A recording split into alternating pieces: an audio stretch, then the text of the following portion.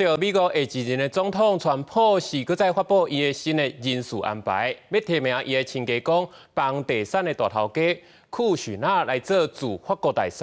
另外，伊嘛是有意要甲现任 FBI 局长甲换掉，互伊亲信前国家情报总监巴特尔来做，这嘛是引起众人的争议。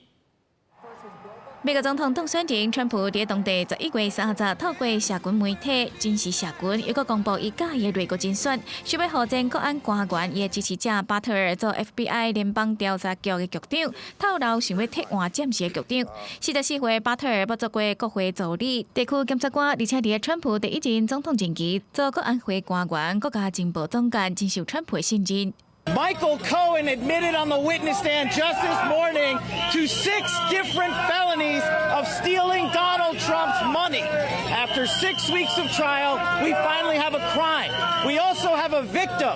That victim is Donald J. Trump. 世上暂时的局长瑞伊是川普在2017年亲身任命，任期10档。也不过经过2020选举前期国会暴动，甲白宫的机密文件摕出来，加封口费，这重大司法案件，和川普受到调查，和判有罪了后，川普就捌在竞选期间表态要改变这个结果。立驻法国大使竞选面顶，川普暗算要提名竞赛爸爸房地产企业家库许纳，伊认为库许纳是优秀的企业家、资产家，会当替美国争取国家利益，争取美国有利的大金钱。 也不过，外国媒体报道，川普并无讲到库许纳捌因为逃税、干扰进程等等18项的罪名，互判2档，一直到川普在2020年总统任期内底得悉伊。